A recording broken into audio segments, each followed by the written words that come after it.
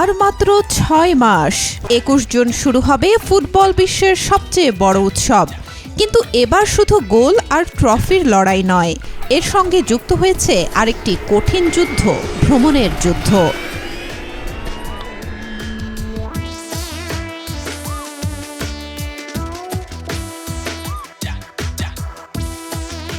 কারণ এই বিশ্বকাপ এক দেশে নয়, ৩ দেশে, যুক্তরাষ্ট্র, কানাডা ও মেক্সিকো। এক শহর থেকে আরেক শহর, কখনো শত মাইল, কখনো হাজার মাইল পথ পাড়ি দিতে হবে দলগুলোকে। আর এখানেই শুরু চ্যালেঞ্জ। এদিকে গ্রুপ পর্বে দেখা দিয়েছে বড় চমক। শিরোপা প্রত্যাশী ব্রাজিলকে গ্রুপ পর্বে ভ্রমণ করতে হবে ১,০৯৪ মাইল। অন্যদিকে বর্তমান চ্যাম্পিয়ন আর্জেন্টিনার জন্য পথ অনেকটাই স্বস্তির, মাত্র ৪৬১ মাইল।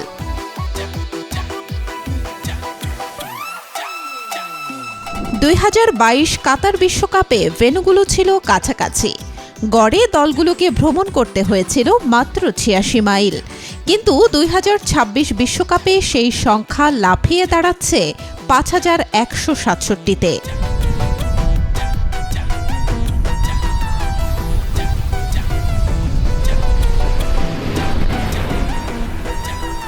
তিন আয়োজক দেশ নিজেদের ম্যাচ খেলবে নিজ নিজ দেশে। মেক্সিকোর জন্য পরিস্থিতি তুলনামূলক সহজ। মেক্সিকো সিটি আর গুয়াদালহারাতেই তাদের ৩ ম্যাচ। কানাডাকে যেতে হবে ভ্যাঙ্কুভার আর টরন্টোর মধ্যে। আর যুক্তরাষ্ট্রের দল ঘুরবে সিয়াটল থেকে লস অ্যাঞ্জেলেস। দূরত্বের হিসাবে কানাডাই সবচেয়ে চাপে।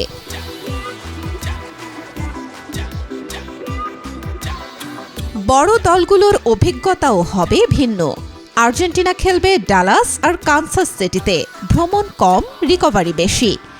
ফ্রান্স থাকবে যুক্তরাষ্ট্রের উত্তর পূর্বাঞ্চলে, কিন্তু ইংল্যান্ডকে খেলতে হবে ম্যাসাচুসেটস থেকে টেক্সাস। দূরত্ব আর সময় দুটোই বড় চ্যালেঞ্জ।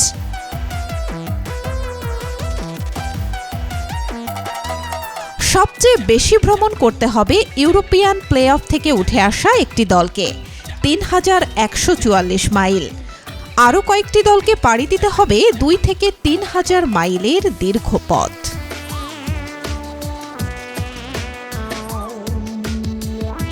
লম্বা ভ্রমণ মানেই শুধু ক্লান্তি নয়, প্রভাব পড়বে সরাসরি পারফরম্যান্সে।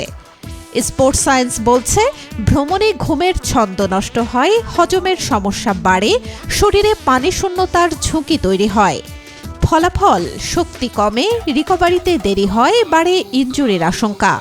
ফিটনেস কোচদের ভাষায়, পর্যাপ্ত বিশ্রাম না পেলে মাংসপেশির চোট হয়ে যেতে পারে বড় টুর্নামেন্টের মাঝেই।